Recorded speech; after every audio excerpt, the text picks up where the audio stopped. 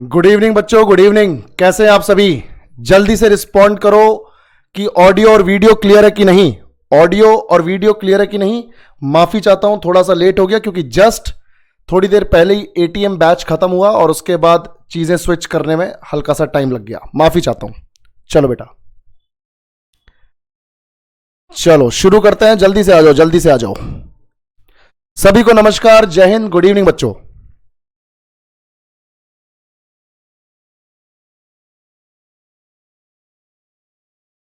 राधे राधे बेटा, राधे राधे।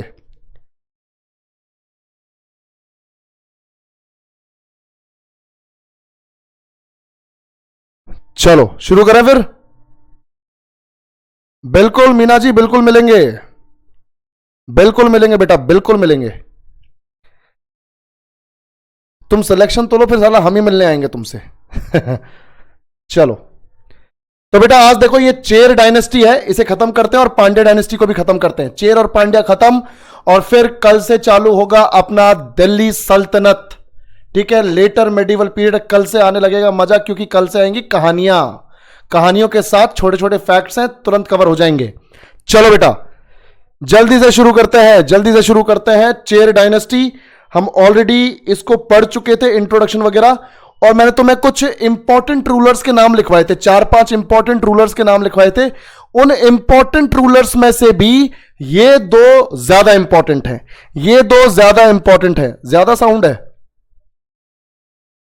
चलो एक second sir, video audio match नहीं हो रहा है। अच्छा एक सेकंड, अभी मुझे बताना साउंड क्लियर आता है कि नहीं। अभी बताओ, ठीक है? अभी तो ज्यादा नहीं आ रहा।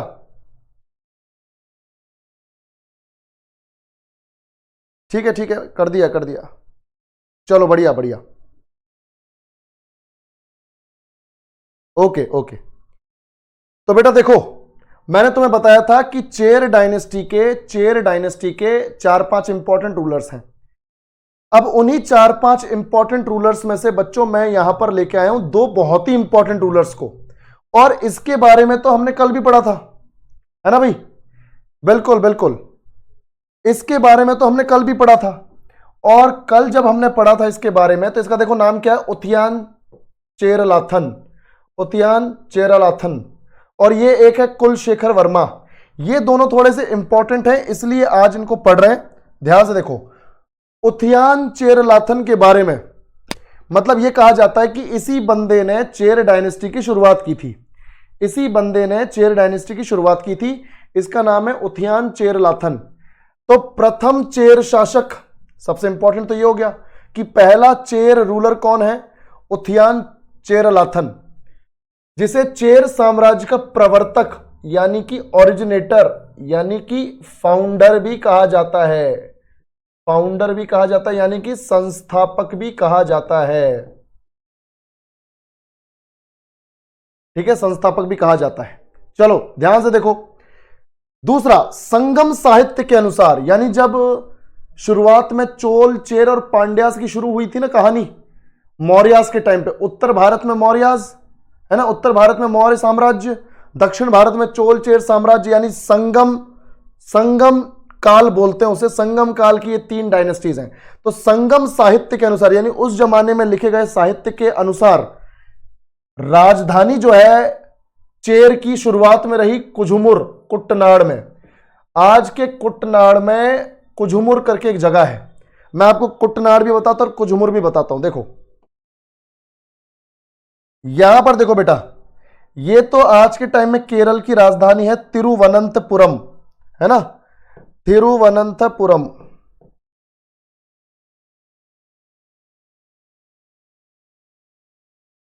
तिरुवनंतपुरम आज के टाइम में केरल की कैपिटल है। तिरुवनंतपुरम के ऊपर ही यहां पर है बेटा कुट्टनाड़। कुट्टनाड़, तो कुट्टनाड़ में कुझुमुर, है ना भाई? हां, कुट्टनाड़ के अंदर कुझुमुर करके जगह है। तो कुट्टनाड़ में कुझुमुर नाम की जगह है। ये चेरों की शुरुआती कैपिटल रही। उसके बाद उनकी जो कैपिटल बनी वो बनी वंजी। वंजी जो कल हमने पढ़ी थी, वंजी। ठीक है, वंजी उनकी फिर बाद में राजधानी बनी। तो ध्यान से देखो, तो संगम साहित्य के अनुसार राजधानी कुजुमुर थी, कुट्टनाड में, तिरुवनंतपुरम के पास में। और इस बंदे को उथियान चेरलाथन को वन वरम्बन भी कहा जाता है। Vanavaramban he was also called as Vanavaramban, ठीक है। और इसने काफी सारे युद्ध भी लड़े,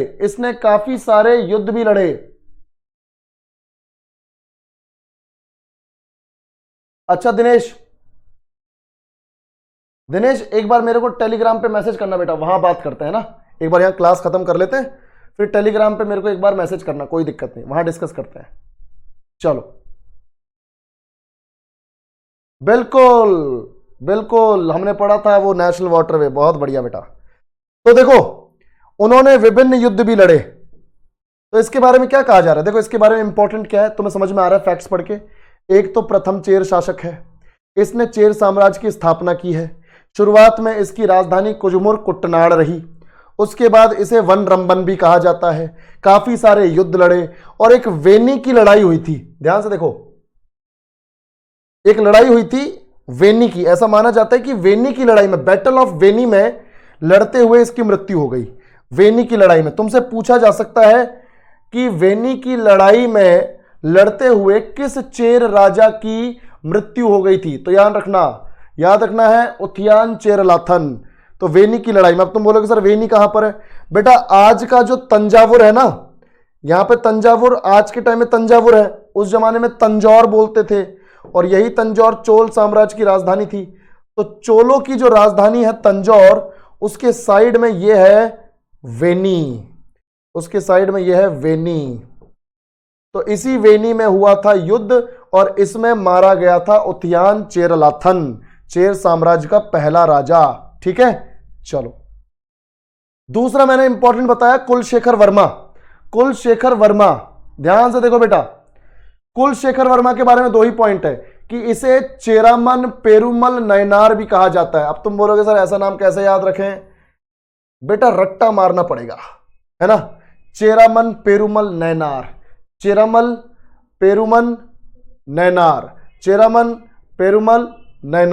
ठीक है।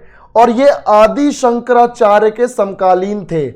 जब आदि शंकराचार्य जो है, जब 8th और 9th सेंचुरी में थे, उस टाइम पर ये राजा हुआ करता था साउथ में। तो आदि शंकराचार्य के टाइम पर, आदि शंकराचार्य हिंदुइज्म के बहुत ही फेमस साधु रहे, बहुत ही फेमस सेंट रहे, 8वीं-9वीं शताब्दी के बहुत ही फेमस आचार्य रहे हैं, साधु रहे हैं अपने। और इन्होंने अद्वैतवाद जो है उस वेदांत की स्थापना की थी। इनका मानना है, अद्वैतवाद का मतलब होता है, आदि शंकराचार्य ने कौन सा सिद्धांत दिया, अद्वैतवाद का मतलब क्या होता है मैं आपको बताता हूं। अद्वैतवाद का मतलब होता है, इनके हिसाब से रियलिटी एक ही है, वास्तविकता एक ही है, और वो ये है कि हम जी रहे हैं जिस टाइम पे वही रियलिटी है। मैं आपको पढ़ा रहा हूं, आप मुझसे पढ़ रहे हो, मैं आपको बढ़िया पढ़ा रहा हूं, आप बढ़िया पढ़ रहे हो, ये रियलिटी है। इसके अलावा और कहीं कोई रियलिटी नहीं है। तुम कहीं सोचो कि कोई मल्टीवर्स भी होगा, पैरेलल दुनिया भी होगी, ऐसा कुछ नहीं है। आदि शंकराचार्य ने साफ साफ बोला कि जहां आप जी रहे हो, जिस चीज को फेस कर रहे हो, वही रियलिटी है, वही वास्तविकता है, और कोई वास्तविकता नहीं है। सभी को नमस्कार बच्चों, सभी को नमस्कार। तो याद रखना, कुलशेखर वर्मा, इसको चेरामन, पेरुमल और नयनार कहा जा रहा है, और ये आदि शंकराचार्य के समकालीन थे। तो इन्हें आदि शंकराचार्य अद्वैतवाद का कॉन्सेप्ट देने के लिए जाने जाते हैं कि एक ही रियलिटी है, सिंगल रियलिटी। अद्वैतवाद, द्वैतवाद होता, द्वै मतलब दो, तो दो रियलिटीज। अद्वैत यानी द्वैत नहीं है, दो नहीं है, सिंगल है। तो सिंगल रियलिटी है पूरे संसार में। अब हमारे पास है पांड्य राजवंश। चेर डायनेस्टी तो छोटी सी थी, मैंने तुम्हें पहले बताया था कि चोल ही है जो सबसे बड़ा है, बाकी चेर पांड्य ये सब छोटे हैं, तुरंत हो जाएंगे। तो चेर खत्म हो गया, अब हमारे पास है पांड्य डायनेस्टी, पांड्य वंश। तुम सब जानते हो बेटा, तुम सब जानते हो कि इतना जो एरिया है, ध्यान से देखो, तुम लोग सब जानते हो कि ये जो इतना एरिया है, ये तो था चोलों के अंडर, फिर ये जो इतना एरिया है ये था चेरों के अंडर, और जो बच गया ये है पांड्यों के अंडर। तो यहां पर तो बच्चे कौन है, यहां पर है पांड्य, यहां पर कौन है, पांड्य। ये पांड्यों का इलाका है, ये चेरों का इलाका है, और ये चोल का इलाका है। ठीक है, चलो चोल, चेर, पांड्य। और पांड्यों की राजधानी क्या है, देखो पांड्यों की राजधानी है मदुरई। क्या है बच्चों, मदुरई। मंदिरों के लिए फेमस है मदुरई, मदुरई शहर। ठीक है, तो मदुरई पांड्यों की कैपिटल है। अब देखो इनके बारे में क्या लिखा हुआ है। इनके बारे में पहला पॉइंट, पांड्य राजवंश चोल और चेर के साथ 3 प्राचीन तमिल राजवंशों में से एक था। तो 3 प्राचीन तमिल राजवंश कौन से हैं, चोल, चेर, पांड्य। तो पांड्य उनमें से एक है। चलो बहुत बढ़िया, बिल्कुल बिल्कुल सरोज, बिल्कुल बिल्कुल पूछ, कोई दिक्कत नहीं बेटा। डाउट नहीं पूछेगा तो कैसे काम चलेगा, डाउट पूछ, तू टाइप कर दे और उसी को कॉपी मारते जाना जब तक मैं देखूं ना, मैं देखते ही उसका जवाब दूंगा। पांड्य राजवंश चोल, चेर के साथ 3 प्राचीन तमिल राजवंशों में से एक था। 3 राजवंशों के राजाओं को तमिलकम के 3 मुकुटधारी राजाओं के नाम से जाना जाता था। भाई ये जो तीन जो राजवंश हैं, चोल, चेर और पांड्य, इनके जो 3 राजा थे उनको क्या बोला जाता था, तमिलकम के 3 मुकुटधारी राजा। यानी पूरे तमिल क्षेत्र के, तमिलकम मतलब 3, ये जो तमिल क्षेत्र है उसके 3 मुकुटधारी राजा, इनको बोला जाता था। So the 3 dynasties kings were known as the 3 crowned kings of Tamilakam. Tamilakam मतलब तमिल क्षेत्र। पांड्यास के बारे में बात हो रही है कि पांड्यों ने उस स्थान पर शासन किया जो अब दक्षिणी तमिलनाडु है, और मदुरई उनकी राजधानी थी। अभी तो बात की हम लोगों ने, जो तमिलनाडु का दक्षिणी हिस्सा है और मदुरई इनकी राजधानी थी। याद रखना भाई, चोलों की राजधानी तंजौर। ठीक है, चोलों की राजधानी तंजौर। फिर चेरों की जो राजधानी लंबे टाइम तक रही वंजी, तो वंजी याद रखो, आज उसे वंची बोलते हैं, वंची च। और फिर पांड्यों की राजधानी मदुरई, ये याद रखना है। ठीक है सरोज, भारत को गुलाम बार बार इसलिए बनाया गया क्योंकि हमारे अंदर एकता नहीं थी, हमारे अंदर यूनिटी नहीं थी। लोग आपस में लड़ते मरते रहते थे जमीनों के लिए, ठीक है, लैंड के लिए। तो जो यूनिटी जो उस वक्त चाहिए थी, जो मुस्लिम आक्रांताओं ने जो आक्रमण किया उस टाइम पे जो यूनिटी चाहिए थी, वो यूनिटी नहीं थी। आपस में लड़ते मरते रहते थे, आपस में जेलसी खाते थे। इस चक्कर में ससुरे उन मुस्लिम आक्रांताओं ने, और दूसरी बात ये जो अपने ब्रिटिश है, इन्होंने हमारे बीच में फूट डाल दी और हम लोग अलग होते चले गए, और फिर उनका फायदा उनको सीधे सीधे हुआ। सीधी बात है, एकता की कमी।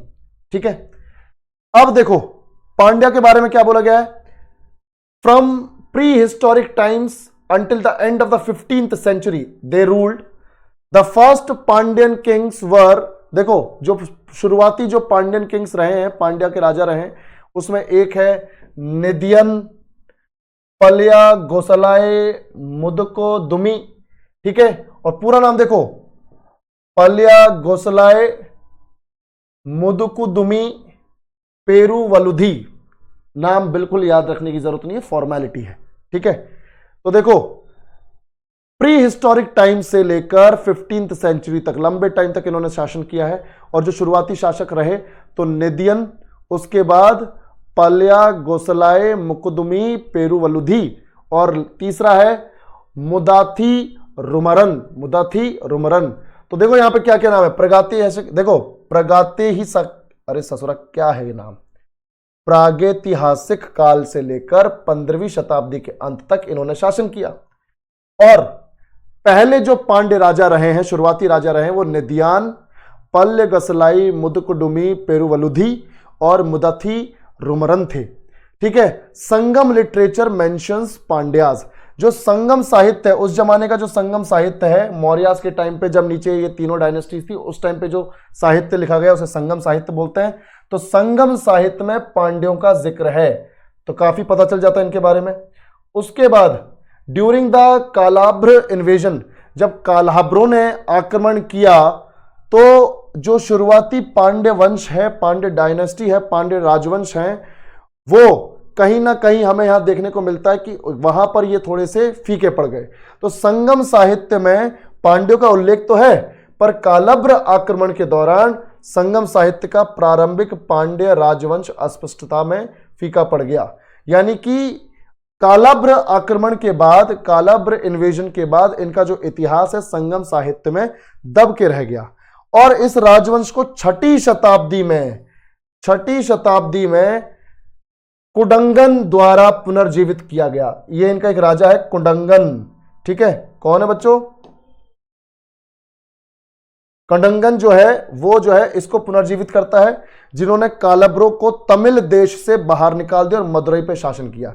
यानी ये जो कडुंगन है, इसने 6वीं शताब्दी में, 400-500 साल के लिए तो दब गए लोग, पर 6वीं शताब्दी में ये जो कडुंगन है इसने पूरे साम्राज्य को पुनर्जीवित किया और जो कालाब्र हैं उनको तमिल देश से बाहर निकाल दिया। कालाब्र जो हैं ये इस तरह के जैसे आदिवासी जाति जनजाति होते ना, उस तरह के लोग थे, ठीक है। ध्यान से देखो,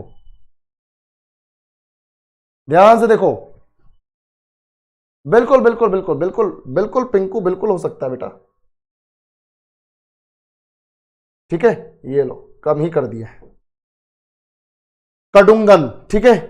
उसके बाद देखो 9वीं शताब्दी में चोलों के उत्थान के साथ, अब जब पांड्यास फल फूल रहे थे तो उसी टाइम पे विजयालय आ गया 850 एडी में। हम लोगों ने पढ़ा था 850 एडी में चोलों के उत्थान के साथ, याद है विजयालय, हम लोगों ने पढ़ा था 850 एडी में विजयालय ने चोलों की स्थापना कर दी। शाही चोल, इंपीरियल चोल पढ़े थे हम लोगों ने, खतरनाक वाले थे ये लोग। तो जैसे ही चोलों का उत्थान हुआ, चोलों ने जैसे ही एकदम से राइज किया, वैसे ही इनका पतन फिर से शुरू हो गया। भाई पांड्यों का पतन फिर से शुरू हो गया जैसे ही विजयालय ने या चोलों ने वापस से अपनी पेस पकड़ी। और उसके बाद इनका जो ये पूरा का पूरा जो इनकी गिरावट है, जो पतन हुआ है, वो लगातार होता रहा और साथ में चोलों के साथ इनके मतभेद बने रहे। तो याद रहना, चोलों के जैसे ही उत्थान हुआ, चोल जैसे ही राइज करते हैं वैसे ही पांड्य जो है गिर जाते हैं। और पांड्यों का सबके साथ पंगा रहा है। पांड्यों का पल्लवों के साथ भी पंगा रहा, पल्लवों की राजधानी थी कांचीपुरम, ठीक है। चोलों के साथ भी पंगा रहा, कर्नाटक के होयसालों के साथ भी पंगा रहा, और दिल्ली सल्तनत के मुसलमानों के साथ भी इनका पंगा रहा, ठीक है भाई। तो पल्लव, चोल, होयसाल और दिल्ली सल्तनत के मुस्लिम आक्रमणकारियों से भी इनके मतभेद थे, इनका पंगा था। और 14वीं शताब्दी में मदुरई सल्तनत की स्थापना के बाद बात क्या होती है कि 14वीं शताब्दी में मदुरई में भी जो मुस्लिम शासक हैं वो आ गए, उन्होंने अपना शासन स्थापित कर दिया और पांड्य साम्राज्य का अंत हो गया। पांड्य साम्राज्य का अंत हो गया। अच्छा, रंजू पूछ रहे हैं कि भैया पांड्य डायनेस्टी का संस्थापक कौन है? पांड्य डायनेस्टी का संस्थापक कौन है? जल्दी से जवाब दो बेटा, जल्दी से जवाब दो। पांड्य डायनेस्टी का संस्थापक कौन है? देखो भाई, तो ये जो हमारा सेशन है, यहां पर ये हम देख रहे हैं कि पांड्य राजवंश जो है खत्म हो गया यहां पर, ठीक है। हमने यहां पर इसके जो इंपॉर्टेंट रूलर्स हैं उनको भी पढ़ने की कोशिश नहीं की, क्योंकि पांड्य से कोई इंपॉर्टेंट जो है यहां पर शासन नहीं, जो इंपॉर्टेंट शासक है वो पूछे नहीं जाते। पर अभी हमने एक निदियोन का नाम पढ़ा था, अभी हम लोगों ने पढ़ा था ना, अभी निदियोन, ठीक है। ध्यान से देखो, निदियोन को कहा जाता है कि वो वास्तविक शासक है। निदियोन को कहा जाता है कि वो वास्तविक शासक है, पर कहीं कहीं पे दूसरे एक दो नाम भी आपको देखने को मिल जाएंगे, ठीक है। इसीलिए यहां से पांड्या के जो संस्थापक है वहां से सवाल पूछा नहीं जाता, क्योंकि इंटरनेट पर भी एक मिक्स्ड सा कंटेंट मिला हुआ है बच्चों। पर फिर भी जो एनसीईआरटी में लिखा हुआ है निदियान, वो मैंने आपको बताया यहां पर, ठीक है। बिल्कुल बिल्कुल अयान, खिलजी से पहले कोई नहीं घुस पाया, तो मलिक काफूर के साथ जो है अलाउद्दीन खिलजी ने बैंड बजाई है साउथ में, ठीक है। तो इस तरीके से हमारा ये पांड्य शासन भी खत्म हुआ, पांड्य राजवंश भी खत्म हुआ, ठीक है। पर एक जो है पांड्य राजवंश के बारे में एक छोटा सा यहां पे देखो, छोटा सा यहां पर ये एक फैक्ट्स है। अगर तुम देखोगे, पांड्यों ने व्यापार के साथ साथ साहित्य में भी उत्कृष्ट प्रदर्शन किया। मतलब इनका व्यापार तो जबरदस्त था, वहां इंट्रोडक्शन तो पूरा हो गया। ये देखो थोड़ा एक्स्ट्रा पॉइंट्स हैं। पांड्यों ने व्यापार के साथ साथ साहित्य में भी उत्कृष्ट प्रदर्शन किया। इनका लिटरेचर भी बढ़िया, इनका व्यापार भी बढ़िया। और व्यापार ऐसा नहीं कि आसपास के देशों से, रोमन एम्पायर से भाई, रोमन एम्पायर से। देखो ध्यान से, इन्होंने श्रीलंका और भारत के बीच, श्रीलंका और भारत के बीच दक्षिण भारतीय तट पर मोती मत्स्य पालन पर शासन किया। यानी कि ध्यान से देखो बेटा, इनकी जो इकोनॉमी चल रही थी, इनकी जो इकोनॉमी चल रही थी, ध्यान से देखो, इनकी जो इकोनॉमी चल रही थी वो बहुत तगड़ी थी। और ये मोतियों को निकालने का काम करते थे, मोतियों का, पर्ल्स का पूरा ये क्या करते थे, पर्ल्स का ये पूरा का पूरा ये क्या करते थे, पूरा का पूरा ट्रेड इनका मोतियों का था। और इससे इनकी बहुत जबरदस्त कमाई भी होती थी, जिससे प्राचीन काल में ज्ञात कुछ बेहतरीन मोती पैदा होते थे। तो मोतियों को, मोती जैसे निकलते, तुमने देखा होगा एक शेल के अंदर रहते हैं मोती, समुद्र में एक जीव होता है, उसके अंदर एक शेल के अंदर वो मोती निकलते हैं, ठीक है। तो मोतियों का मत्स्य पालन इन्होंने किया, जिससे कि कुछ बेहतरीन मोती जो है पैदा होते थे। हालांकि पांडे जो है मूलतः जैन थे, शुरुआत में तो ये जैन थे, बाद में ये शैव बन गए, यानी शिव भगवान को पूजने लगे। तो शुरुआत में तो ये जैनिज्म को फॉलो करते थे, है ना, बिल्कुल बिल्कुल इसी तरह से। देखो ये जैन थे, बाद में शिव भगवान को पूजने लग गए। और उसके बाद इन्होंने देखो मिस्र, रोम, चीन के साथ व्यापक इनके संपर्क थे। और मेगास्थनीज का जो इंडिका नाम की किताब है ना, उसमें भी इनका जिक्र मिलता है। मेगास्थनीज की जो इंडिका, याद है चंद्रगुप्त मौर्य के टाइम पर उसने लिखी थी, उसमें भी इनका जिक्र मिलता है बच्चों, उसमें भी इनका जिक्र मिलता है। तो ये हमारे पास पांड्य राजवंश यहां पर पूरा हुआ, ठीक है। अब देखो ये क्लास छोटी थी, बहुत छोटी थी, वो इसीलिए क्योंकि कंटेंट ही इतना था। और मैं बिल्कुल फ्रेश कंटेंट करना चाहता हूं शुरू कल से मेडिवल हिस्ट्री का, लेटर मेडिवल हिस्ट्री का, जिसमें हम पढ़ेंगे दिल्ली सल्तनत काल, दिल्ली सल्तनत काल। क्योंकि चौहान डायनेस्टी हम पढ़ चुके हैं, गुर्जर प्रतिहार वगैरह हम सब पढ़ चुके हैं, जो अब बीच में आता है वो सब हम ऑलरेडी देख चुके हैं। तो तुम्हें अब सीधे दिल्ली सल्तनत से शुरू करना है। जो बिल्कुल इंपॉर्टेंट फैक्ट्स हैं उनको कवर करते हुए आगे बढ़ जाएंगे धड़ाधड़, ठीक है, कोई दिक्कत नहीं, ठीक है। चलो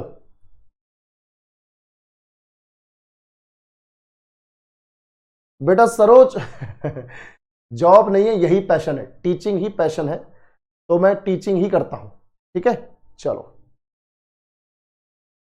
बिल्कुल पिंकू, पांड्या आए और जल्दी चले गए। तो अब ऐसा है, गौरव सर को हमने बोल दिया है कि आपकी जो भी पीडीएफ, मेरे पास लिस्ट आ गई थी, किसी बच्चे ने पूरी लिस्ट भेज दी थी कि सर किस डेट की जो पीडीएफ है हमारे पास अवेलेबल नहीं। तो गौरव सर को अच्छे तरीके से समझा दिया गया है कि आपकी पीडीएफ एक आध दिन के अंदर सारी की सारी अपलोड हो जाएंगी, ताकि आप अच्छे से टाइम पर रिवीजन कर सको। तो हमारी जो अर्ली मेडिवल हिस्ट्री है बच्चों, वो भी यहां पर खत्म हो गई है, वो भी यहां पर खत्म हो गई है। आपको किसी और डायनेस्टी के बारे में बिल्कुल जानने की जरूरत नहीं है। अगर कहीं से कुछ आएगा तो अब जो है आपका, देखो अब सीन क्या है, मैं आपको बताऊं एक चीज। हम लोगों ने काफी हिस्ट्री पढ़ ली, पूरी एंशिएंट हिस्ट्री जो है खत्म कर दी, अर्ली मेडिवल भी कर दी। अब तुम्हारा एक टेस्ट होना है एंशिएंट हिस्ट्री का, तुम्हारा एंशिएंट हिस्ट्री का भी एक फुल लेंथ टेस्ट होगा। और मैं तुम्हें डेट बता दूंगा कब वो टेस्ट होगा, टेस्ट के लिए तैयार हो जाओ। जो भी एंशिएंट हिस्ट्री पढ़ी है हम लोगों ने, जो भी एंशिएंट हिस्ट्री पढ़ी है, चाहे जितने भी चैप्टर्स, ये याद रखना बेटा, ये जो अपना चोल चेर पांड्य है ये भी एंशिएंट में ही रखना है, इसको भी पूछेंगे। तो ये जो हमने अर्ली मेडिवल हिस्ट्री की जो डायनेस्टीज पढ़ी हैं, ठीक है, गुर्जर प्रतिहार वगैरह, ये नहीं पढ़ना, ये नहीं पढ़ना। जैसे हमने इंडस वैली सिविलाइजेशन पढ़ा, बुद्धिज्म पढ़ा, जैनिज्म पढ़ा, महाजनपद पढ़े, उसके बाद हम लोगों ने पढ़ा अपना मौर्यन पढ़ा, गुप्ता एम्पायर पढ़ा, गुप्त एम्पायर तक, सिंधु घाटी सभ्यता से गुप्त एम्पायर तक का तुम्हारा टेस्ट होगा। टेस्ट की डेट मैं जल्दी बताऊंगा, ठीक है भाई। जिसने एंशिएंट नहीं की वो पुराने लेक्चर जरूर देख ले बेटा, ठीक है, लेक्चर्स देख के आना, लेक्चर्स देखो। मैं अभी अभी एकदम से नहीं है, 2-3 दिन 3-4 दिन का टाइम है तुम्हारे पास, और उसके बाद मैं डेट अनाउंस करूंगा, ताकि पेपर बढ़िया सेट करके तुम्हें दे। डेट बता दी जाएगी, डेट बता दी जाएगी, अभी डेट डिक्लेयर नहीं कर रहा हूं, 3-4 दिन के बाद डेट बताऊंगा, तब तक पढ़ लो। बिल्कुल आकाश चौधरी, मैं सारे लेक्चर्स की लिस्ट मेरे पास आ चुकी है, बिल्कुल हो जाएगा, बिल्कुल हो जाएगा, ठीक है।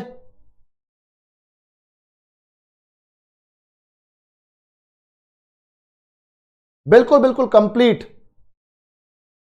एक सेकंड सरोज, एक सेकंड।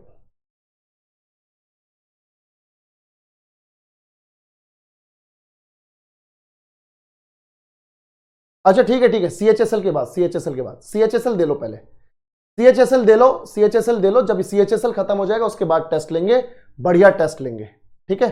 चलो बिल्कुल बिल्कुल CHSL के बाद। चलो बेटा, तो आज के लिए सेशन को यही निपटाते हैं और कल मिलते हैं एक नए फॉर्म में, नए सब्जेक्ट के साथ, मजेदार कहानियों के साथ, ठीक है। चलो बेटा, thank you so much, take care, bye bye.